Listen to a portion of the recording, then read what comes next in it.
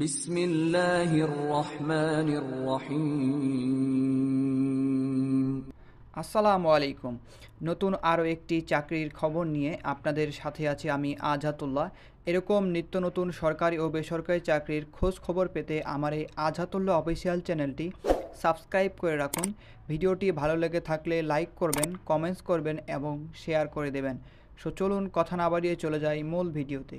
আজকে প্রধানমন্ত্রী কার্যালয়ের অধীনে বাংলাদেশ ইনভেস্টমেন্ট ডেভেলপমেন্ট অথরিটি বা বাংলাদেশ বিনিয়োগ উন্নয়ন কর্তৃপক্ষের যে নিয়োগ বিজ্ঞপ্তি প্রকাশ করা হয়েছে, সেই নিয়োগ বিজ্ঞপ্তি আবেদন পেমেন্ট পদ্ধতি নিয়ে বিস্তারিত আলোচনা করব। তাই ভিডিওটি না টেনে ধৈর্য সহকারে শেষ পর্যন্ত দেখুন। আর ভিডিওর কোনো জায়গায় বুঝতে প্রবলেম হলে অবশ্যই আমাকে কমেন্টস করে জানাবেন। এছাড়াও বেশি প্রবলেম হলে ভিডিওর ডিসক্রিপশন বক্সে আমার ফেসবুকের লিঙ্ক দেওয়া থাকবে, আপনারা চাইলেও সেখানে গিয়ে আমার সাথে যোগাযোগ করতে পারেন। আপনাদের সমস্যার সমাধানের চেষ্টা করব ইনশাআল্লাহ। চলুন কথা না বাড়িয়ে চলে যাই সার্কুলারে। এটি হচ্ছে সেই বিডা সার্কুলার, যেটার ফুল ফর্ম হচ্ছে বাংলাদেশ ইনভেস্টমেন্ট ডেভেলপমেন্ট অথরিটি। এখানে আমরা দেখতে পাচ্ছি এটা হচ্ছে প্রধানমন্ত্রীর কার্যালয়ের একটি অধীনে একটি নিয়োগ বিজ্ঞপ্তি। এখানে আমরা প্রথমেই দেখতে পাচ্ছি এখানে মূলত আপনাকে অনলাইনের মাধ্যমে আবেদনটা করতে হবে এবং নিচে দেওয়া আছে ক্রমিক নাম্বার, তার পদের নাম, বেতন স্কেল 2015 সাল অনুযায়ী, এরপরে বয়সসীমা, এরপরে দেওয়া আছে পদসংখ্যা, এরপরে শিক্ষাগত যোগ্যতা এবং অন্যান্য অভিজ্ঞতা। এরপরে সবার লাস্টে দেখতে পাচ্ছি আমরা এখানে দেওয়া আছে। এখানে কিন্তু আপনি সকল পোস্টের জন্য সকল প্রার্থী সকল জেলা থেকে কিন্তু আপনারা এখানে আবেদন করতে পারবেন। এরপর যদি আমরা এখানে পদসংখ্যা দেখি, 1 নাম্বার পদের নাম হচ্ছে সিস্টেম অ্যানালাইসিস্ট। এখানে আপনি এটা হচ্ছে পঞ্চম গ্রেডের একটি চাকরি। এখানে আপনি 40 বছর বয়স পর্যন্ত কিন্তু এখানে আপনি আবেদন করতে পারবেন এবং এখানে পদসংখ্যা দেওয়া আছে 1টি এবং শিক্ষাগত যোগ্যতা দেওয়া আছে আপনি যে কোনো শিক্ষিত বিশ্ববিদ্যালয় থেকে সিএসই, ট্রিপলি এই সকল সাবজেক্ট নিয়ে মূলত আপনাকে অনার্স বা মাস্টার্স কমপ্লিট করতে হবে। এছাড়াও আপনারা যাদের অভিজ্ঞতা আছে এই বিষয়ে অবশ্যই আপনাকে সেই বিষয়ে 3 বছরের চাকরির বাস্তব অভিজ্ঞতা থাকতে হবে। সেক্ষেত্রে কিন্তু আপনি এখানে 1 নম্বর পদের জন্য আবেদন করতে পারবেন। এবং 2 নম্বর পদটি হচ্ছে প্রোগ্রামার। এখানে হচ্ছে 6ষ্ঠ গ্রেডে একটি চাকরি এটি, এবং এখানে আপনাদের 35 বছর বয়স পর্যন্ত এখানে আপনি আবেদন করতে পারবেন। এবং এখানে পদসংখ্যা হচ্ছে 1টি, শিক্ষাগত যোগ্যতা 1 নম্বর মতনই সেম, এবং অভিজ্ঞতা আপনাদের এখানে অবশ্যই 4 বছরের অভিজ্ঞতা থাকতে হবে। সেক্ষেত্রে কিন্তু আপনি এখানে প্রোগ্রাম পদে আবেদন করতে পারবেন। এবং 3 নম্বর পদটি হচ্ছে সহকারী পরিচালক। এখানে এটি হচ্ছে নবম গ্রেডের একটি চাকরি। এখানে আপনাকে 30 বছর বয়স পর্যন্ত এখানে আপনি আবেদন করতে পারবেন এবং এখানে পদসংখ্যা হচ্ছে 5টি। শিক্ষাগত যোগ্যতা হচ্ছে এখানে আপনি যে কোনো শিক্ষিত বিশ্ববিদ্যালয় থেকে আপনাকে অবশ্যই স্নাতক বা অনার্স কমপ্লিট করতে হবে। সেক্ষেত্রে কিন্তু এখানে আপনি আবেদন করতে পারবেন। এবং অবশ্যই আপনাকে ওয়ার্ড প্রসেসিং, এমএস ওয়ার্ড বা অফিসের যে সকল কাজ সেসকল কাজ আপনাকে অবশ্যই রাখতে হবে। এবং অবশ্যই আপনাকে 2nd ক্লাস বা সমমান জিপিএ বা সিজিপিএ নেওয়া আপনাকে মূলত উত্তীর্ণ হতে হবে। সেক্ষেত্রে কিন্তু আপনি এখানে সহকারী পরিচালক পদে আবেদন করতে পারবেন। 4 নম্বর পদটি হচ্ছে হিসাব রক্ষক কর্মকর্তা। এটা হচ্ছে একটি নবম গ্রেডের চাকরি। এখানে বয়সসীমা হচ্ছে 30 বছর এবং পদসংখ্যা হচ্ছে 1টি। শিক্ষাগত যোগ্যতা হচ্ছে এখানে আপনি যে কোনো শিক্ষিত বিশ্ববিদ্যালয় থেকে বাণিজ্যিক বিষয় হতে আপনাকে অনার্স কমপ্লিট করতে হবে। সেক্ষেত্রে কিন্তু এখানে আপনি আবেদন করতে পারবেন। এছাড়া আপনাকে এমএস অফিসের যে চালানোর দক্ষতা সেটা থাকতে হবে। এছাড়াও অবশ্যই আপনাকে আপনার যে রেজাল্ট সেটা অবশ্যই আপনাকে 2য় শ্রেণী বা সমান সিজিপিএর উপরে থাকতে হবে। এছাড়াও 5 নম্বর পদটি হচ্ছে জনসংযোগ কর্মকর্তা। এখানে হচ্ছে এটি হচ্ছে আপনাদের নবম গ্রেডের একটি চাকরি। এখানে পদসংখ্যা হচ্ছে 1টি এবং এখানে শিক্ষাগত যোগ্যতা হচ্ছে অবশ্যই আপনাকে জার্নালিস্ট বা সাংবাদিকতা বা এই সকল বিষয়ে আপনাকে স্নাতক কমপ্লিট করতে হবে। এছাড়া আপনাকে এমএস অফিসের যে দক্ষতা সেটা আপনার থাকতে হবে। এছাড়াও 6 নম্বর পদটি হচ্ছে সহকারী প্রোগ্রামার। এখানে এটা হচ্ছে নবম গ্রেডের একটি চাকরি। এখানে পদসংখ্যা হচ্ছে 1টি এবং শিক্ষাগত যোগ্যতা হচ্ছে এখানে আপনাকে অবশ্যই সিএসসি, ট্রিপলি এই সকল সাবজেক্ট নিয়ে মূলত আপনাকে স্নাতক ডিগ্রি কমপ্লিট করতে হবে। এবং 7 নম্বর পদটি হচ্ছে ফোরম্যান। এখানে এটা হচ্ছে অটোমোবাইল। এটি হচ্ছে দশম গ্রেডের একটি চাকরি। এখানে পদসংখ্যা হচ্ছে 1টি। এখানে আপনি কিন্তু 30 বছর বয়স পর্যন্ত এখানে আবেদন করতে পারবেন। এছাড়াও এখানে দেখতে পাচ্ছেন শিক্ষাগত যোগ্যতা দেওয়া হচ্ছে যে কোনো স্বীকৃত ইনস্টিটিউট থেকে আপনাকে অবশ্যই অটোমোবাইল ইঞ্জিনিয়ারিং 4 বছরের যে ডিগ্রি বা ডিপ্লোমা সেটা কিন্তু আপনার থাকতে হবে। এবং অবশ্যই আপনার শিক্ষা জীবনে যে কোনো সকল শিক্ষাগত জীবনে আপনার অবশ্যই যে তৃতীয় শ্রেণী বা তৃতীয় সীমা সমমান রেজাল্ট হয়ে থাকে, সেক্ষেত্রে কিন্তু এখানে আপনি আবেদন করতে পারবেন। অবশ্যই আপনাকে দ্বিতীয় শ্রেণী বা প্রথম শ্রেণীর মধ্যে আপনার রেজাল্ট থাকতে হবে, সেক্ষেত্রে কিন্তু এখানে আপনি আবেদন করতে পারবেন। নাম্বার পদটি হচ্ছে মেইনটেনেন্স সহকারী। এটি হচ্ছে 12তম গ্রেডের একটি চাকরি। এখানে পদসংখ্যা হচ্ছে একটি এবং শিক্ষাগত যোগ্যতা হচ্ছে এখানে আপনাকে computer science and engineering, computer science নিয়ে আপনাকে ডিপ্লোমা সেটা করতে হবে, এবং এছাড়াও আপনার যে কম্পিউটারে হার্ডওয়্যার বা সফটওয়্যার পরিচালনার দক্ষতা থাকতে হবে, সেক্ষেত্রে কিন্তু এখানে আপনি আবেদন করতে হবে। অবশ্যই রেজাল্ট আপনার সেকেন্ড ক্লাস বা সমমান সিজিপি থাকতে হবে, সেক্ষেত্রে কিন্তু এখানে আপনি আবেদন করতে পারবেন। এবং 9 নম্বর হচ্ছে লাইব্রেরিয়ান। এটি হচ্ছে 12তম গ্রেডের একটি চাকরি। এখানে পদসংখ্যা হচ্ছে একটি এবং শিক্ষাগত যোগ্যতা হচ্ছে অবশ্যই আপনাকে গ্রন্থাগার বা লাইব্রেরিয়ান সায়েন্স নিয়ে আপনাকে যে ডিপ্লোমা সেটা আপনার কমপ্লিট করতে হবে। এছাড়া আপনাকে এমএস অফিস চালানোর দক্ষতা থাকতে হবে। এবং 10 নম্বর পদটি হচ্ছে অডিটর। এটা হচ্ছে 13 গ্রেডের একটি চাকরি। এখানে পদসংখ্যা হচ্ছে একটি এবং শিক্ষাগত যোগ্যতা হচ্ছে এখানে আপনি যে কোনো স্বীকৃত বিশ্ববিদ্যালয় থেকে বাণিজ্যিক বিষয়ে আপনাকে স্নাতক কমপ্লিট করতে হবে, সেক্ষেত্রে কিন্তু এখানে আপনি আবেদন করতে পারবেন। এছাড়াও আপনাকে এমএস অফিসের যে দক্ষতা সেটা আপনার থাকতে হবে। এছাড়াও সকল পোস্টের জন্য অবশ্যই আপনাকে কম্পিউটার জানা থাকতে হবে, সেক্ষেত্রে কিন্তু আপনি সকল পোস্টের জন্য এখানে সিলেক্টেড বা আবেদন করতে পারবেন। এবং 11 নম্বর পদটি হচ্ছে বিনিয়োগ সহকারী। এখানে হচ্ছে 16তম গ্রেডের একটি চাকরি। এখানে পদসংখ্যা হচ্ছে 18 জন তারা এখানে নিয়োগ নেবে, এবং এখানে শিক্ষাগত যোগ্যতা হচ্ছে যে কোনো শিক্ষিত বিশ্ববিদ্যালয় থেকে আপনাকে দ্বিতীয় শ্রেণী বা সমান সিজিপিএ নিয়ে আপনাকে মূলত উত্তীর্ণ হতে হবে, এবং অবশ্যই আপনাকে এমএস অফিস চালানোর দক্ষতা, পরিচালনার দক্ষতা থাকতে হবে। এছাড়াও 12 নম্বর পদটি হচ্ছে অভ্যর্থনাকারী। এখানে গ্রেড হচ্ছে আপনাদের 16 গ্রেডের একটি চাকরি। এটা পদসংখ্যা হচ্ছে একটি। এখানে আপনি যে বিশ্ববিদ্যালয়ের যে কোনো সাবজেক্ট নিয়ে আপনাকে স্নাতক বা সমমান কমপ্লিট করলে কিন্তু এখানে আপনি আবেদন করতে পারতেছেন। এবং 13 নম্বর পদটি হচ্ছে ফটোগ্রাফার। এখানে হচ্ছে 16 গ্রেডের একটি চাকরি এবং পদসংখ্যা হচ্ছে একটি। এখানে আপনি যে কোনো স্বীকৃত বিশ্ববিদ্যালয় থেকে দ্বিতীয় শ্রেণী বা সমমান সিজিপিএ নিয়ে আপনাকে উত্তীর্ণ হতে হবে। এছাড়া আপনার স্বীকৃত প্রতিষ্ঠান থেকে ক্যামেরা পরিচালনা বা ফটোগ্রাফারের উপরে যে সনদ সেটা আপনার থাকতে হবে, সেক্ষেত্রে কিন্তু আপনি এখানে ফটোগ্রাফার পদে আবেদন করতে পারবেন। এবং 14 নম্বর পদটি হচ্ছে লাইব্রেরি সহকারী। এখানে হচ্ছে 16 গ্রেডের একটি চাকরি এবং পদসংখ্যা হচ্ছে একটি এবং শিক্ষাগত যোগ্যতা হচ্ছে এখানে আপনি যে কোনো শিক্ষিত বিশ্ববিদ্যালয় থেকে যে কোনো সাবজেক্ট নিয়ে স্নাতক বা সমমান আপনাকে কমপ্লিট করতে হবে। এছাড়া আপনাকে এমএস অফিস চালানোর দক্ষতা থাকতে হবে। এছাড়া আপনাকে ইংরেজিতে পারদর্শিকতা থাকতে হবে, সেক্ষেত্রে কিন্তু এখানে আপনি লাইব্রেরি সহকারীতে আবেদন করতে পারবেন। এবং সর্বশেষ যেটি পদ সেটি হচ্ছে অফিস সহায়ক। এখানে হচ্ছে 20তম গ্রেডের একটি চাকরি। এখানে পদসংখ্যা হচ্ছে 50টি এবং শিক্ষাগত যোগ্যতা এখানে আপনি কিন্তু এসএসসি বা মাধ্যমিক পাশ করলেই কিন্তু এখানে আপনি আবেদন করতে পারতেছেন, এখানে কোনো অভিজ্ঞতার প্রয়োজন নেই। সো এই ছিল মূলত শিক্ষাগত যোগ্যতা, পদসংখ্যা এবং বয়সসীমা।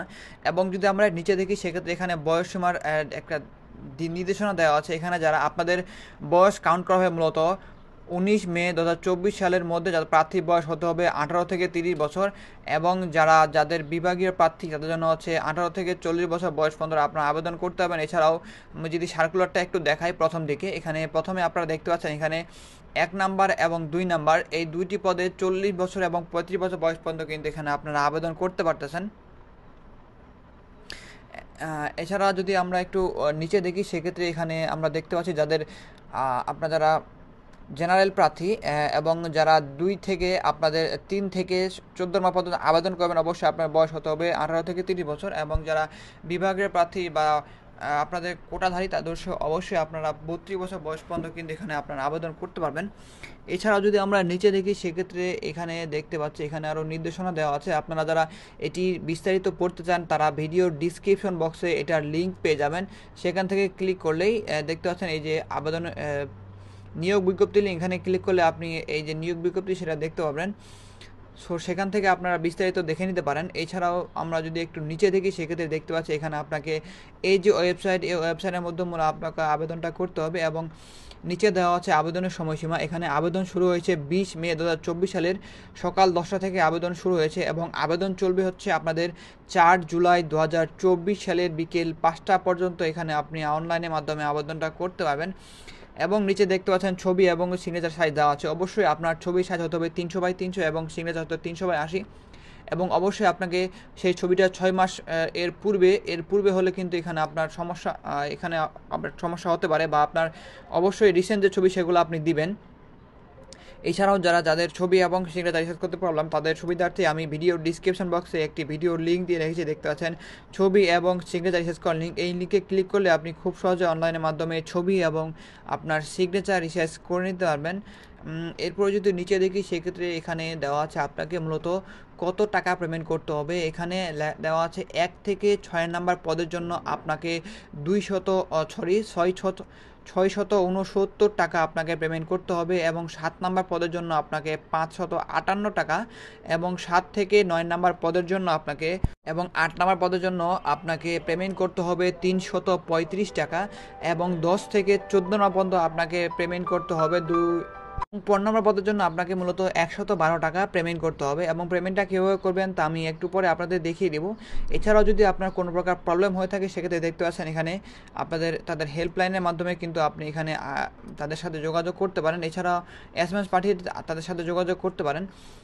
এরপরে যদি নিচে দেখি সেক্ষেত্রে অবশ্যই এখানে আপনাকে সকল কিছু ইনফরমেশন সঠিক দিতে হবে। আপনাকে কোনো কিছু ইনফরমেশন যদি ভুল হয়ে থাকে সেক্ষেত্রে তাদের আবেদন বাতিল বলে গণ্য হয়ে যাবে। সো এই ছিল মূলত এটির সার্কুলার। এখন দেখাবো কীভাবে আপনি এতে আবেদন করবেন। আবেদন করতে গেলে অ্যাট ফার্স্ট আপনাকে একটি যে কোনো ব্রাউজারে যেতে হবে। ব্রাউজারে গিয়ে সার্চের সঙ্গে লিখতে হবে bida.teletalk.com.bd লেখার পরে সার্চ দেবেন।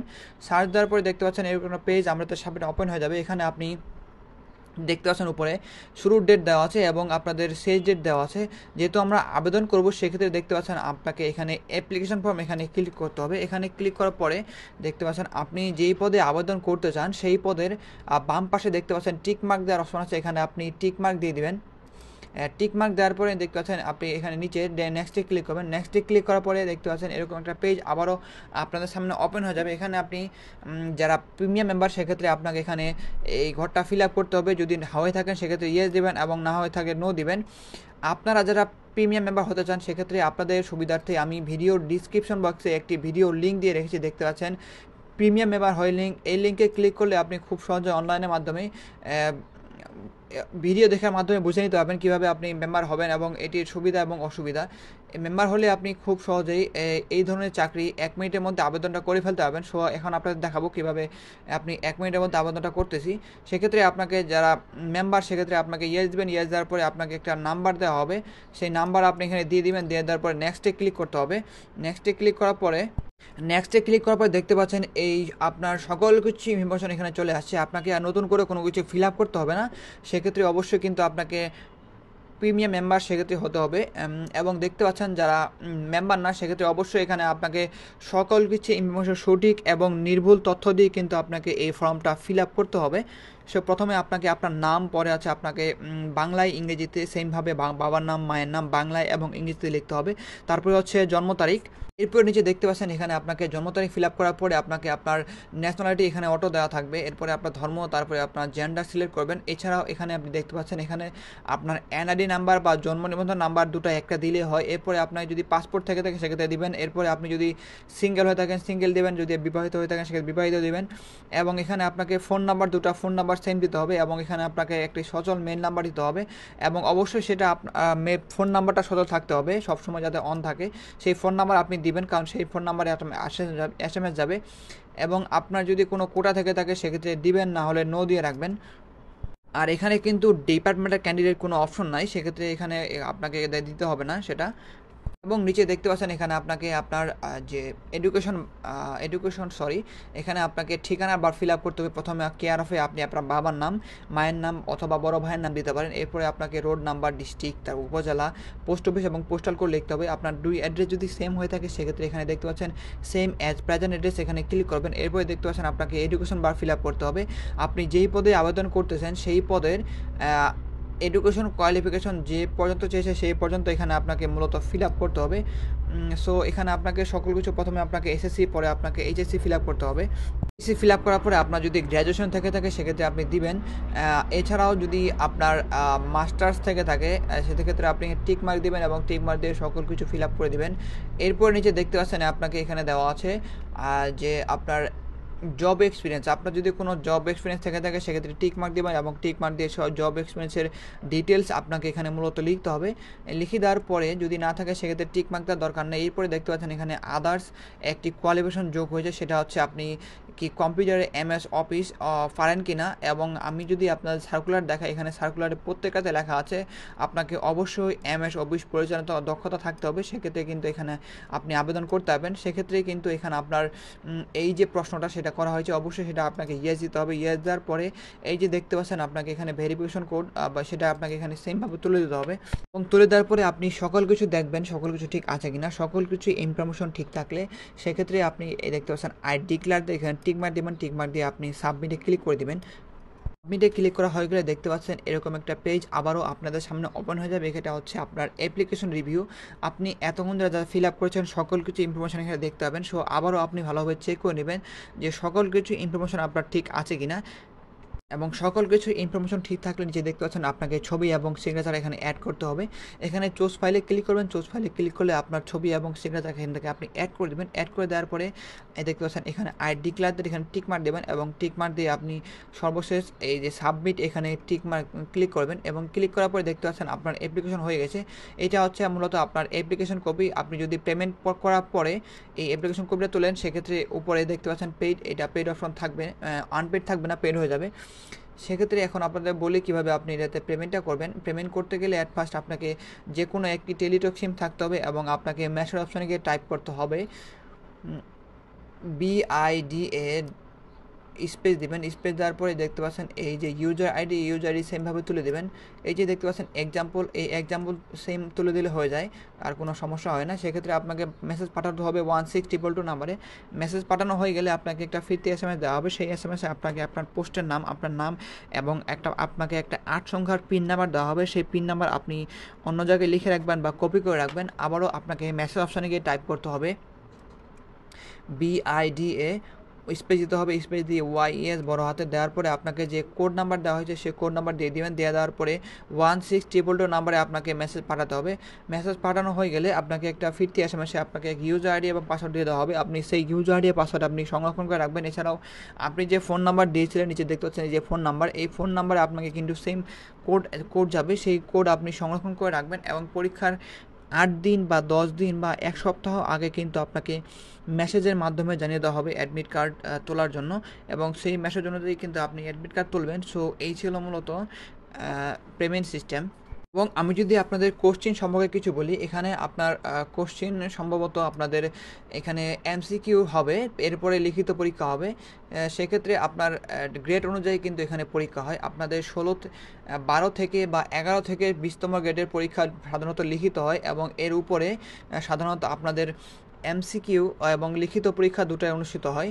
সেক্ষেত্রে যেহেতু এখানে প্রধানমন্ত্রী কার্যালয়ের নিয়োগ বিজ্ঞপ্তি, এখানে আপনাদের লিখিত পরীক্ষা এবং MCQ পরীক্ষা দুইটা পরীক্ষার পরে আপনাকে ভাইভা পরীক্ষায় মৌখিক পরীক্ষা অংশগ্রহণ করতে হতে পারে। সেক্ষেত্রে আপনি অবশ্যই প্রিলিমিনারি এবং পরে লিখিত পরীক্ষার প্রিপারেশন নেবেন, এবং আপনাকে অবশ্যই এখানে 4 সাবজেক্টে পড়তে হবে। সেটা হচ্ছে বাংলা, ইংরেজি এবং সাধারণ জ্ঞান। এবং যারা বিগত সালের BCS কোশ্চিনগুলো আছে 10 থেকে 45 পর্যন্ত বা 46 পর্যন্ত, এছাড়াও আপনি বিভিন্ন প্রকার জব সলিউশন দেখলেই বুঝতে পারবেন কী ধরনের প্রশ্ন এখানে করে থাকে। সো এই ছিল মূলত কিছু প্রশ্ন নিয়ে আলোচনা। সো আজকের ভিডিও এই পর্যন্তই, দেখা হবে অন্য কোনো এক ভিডিওতে। সেই পর্যন্ত সবাই ভালো থাকবেন, সুস্থ থাকবেন। আল্লাহ হাফেজ।